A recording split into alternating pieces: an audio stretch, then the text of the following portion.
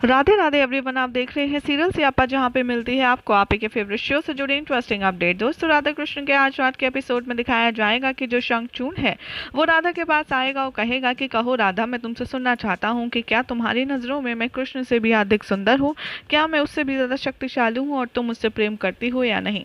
राधा यहाँ पर शंखचूड़ का नाम लेती है, कुछ कहने वाली होती है, तभी पार्वती जी का सीन दिखाया जाएगा जहाँ पर वो महादेव से कहती हुई नजर आएंगी कि महादेव, क्या सत्य में राधा अपने प्रेम का इजहार शंखचूड़ से कर देने वाली है। ये सुनकर महादेव कहते हुए नजर आएंगे कि देखिए, जो कुछ हो रहा है देवी, वो सब कुछ श्री कृष्ण की मर्जी से ही हो रहा है। अगर वो चाहते हैं कि राधा शंखचूड़ से अपने प्रेम का इजहार करें तो उन्हें कोई नहीं रोक सकता, और यदि ऐसा नहीं होना है तो शंखचूड़ चाहे कितना भी प्रयास कर ले, वो राधा से वो बात नहीं सुन पाएगा जो वो सुनना चाहता है। अब ये सब कुछ श्री कृष्ण पर निर्भर करता है कि उनकी आगे लीला में क्या कार्यक्रम करना है।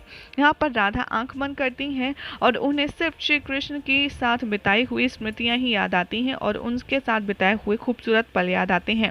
राधा यहाँ शंखचूड़ के बारे में जो कहना चाहती हैं वो ना कहते हुए श्री कृष्ण की तारीफ करने लगती हैं, उनके साथ अपने प्रेम का बखान करने लगती हैं, जिसे सुनकर शंखचूड़ और ज्यादा क्रोधित हो जाता है और वो इतनी जोर से चिल्लाता है कि गोपियों तक उसके कठोर स्वर आते हैं। तभी शंखचूड़ को यह याद आता है कि कैसे शुक्राचार्य ने कहा था कि जब तक राधा के इर्द गिर्द कृष्ण रहेगा तब तक राधा पर उसका प्रभाव रहेगा, क्योंकि राधा तो भूली है, कृष्ण बहुत ही ज्यादा चतुर और कुटिल है। तभी शंखचूड़ कहता है कि ठीक है, मैं तुम्हें एक और अंतिम मौका देता हूँ, तुम मेरे साथ कहीं दूर चलो जहाँ पर कृष्ण ना हो, वहां पर तुम गोपियों के सामने मेरे प्रेम का इजहार करना और तब मैं तुम्हें अपनी इन सारी स्थितियों से मुक्त कर दूंगा।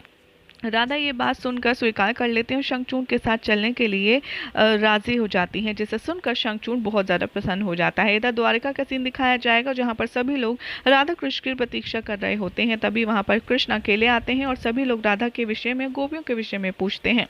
तभी श्री कृष्ण सबसे हताश होकर के कहते हैं कि मैं नहीं रोक पाया गोपियों को आज़ाद करवाने से और ना ही मैं राधा को रोक पाया, वो शंखचूड़ के साथ चली गई है। ये सुनकर सभी लोग क्रोधित हो जाते हैं और साम और लक्ष्मणा तो वहां से क्रोधित होकर चले जाते हैं और सब चले जाते हैं सिवाय बलराम दाऊ के। यहाँ पर श्री कृष्ण से दाऊ कहते हैं कि मैं जानता हूँ जो भी कुछ हो रहा है तुम्हारी मर्जी से ही हो रहा है कान्हा, अन्यथा राधा अपनी सीमा लांघ करके कभी नहीं जाती। लेकिन तुम एक बात बताओ, कभी कभी तो मुझे तुम पे बहुत क्रोध आता है और कभी कभी मैं तुम्हारी कोई भी नियति नहीं समझ पाता। ये सब कुछ तुम्हारी वजह से हो रहा है ना। श्री कृष्ण ये स्वीकार करते हैं और कहते हैं कि हाँ, लेकिन आप एक बात समझ लीजिए कि शंखचूड़ का अंत बहुत ही ज्यादा निकट है। शंखचूड़ अपनी गुफा में राधा को लाएगा जहाँ पर बहुत सारी गोपियां बंदी बना करके उसने रखी होंगी। राधा के कहने पर वो उनका बंधन तोड़ेगा और आधी गोपियां राधा से गले मिलकर के रोएंगी और उनके आने की प्रसन्नता जाहिर करेंगी। तभी शंखचूड़ कहता है, तो अब बताओ राधा, क्या तुम सच हो। तभी सारी गोपियां कहती हैं कि तुम यहाँ पर कैसे आ गई। तभी शंखचूड़ कहता है, राधा अब तुम सबके समक्ष मुझसे अपने प्रेम का इजहार करेगी।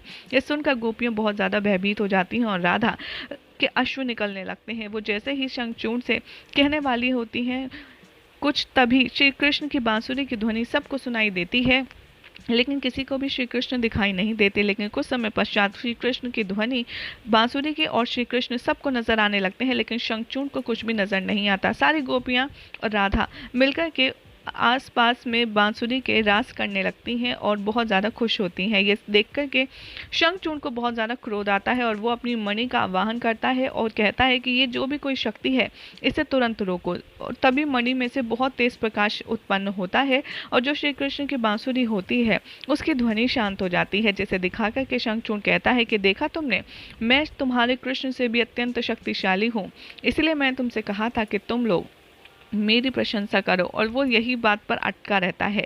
यही हो जाएगा आज रात के एपिसोड का एंड, जिसके बाद कल क्या होगा आपको बताएंगे नेक्स्ट रिपोर्ट में।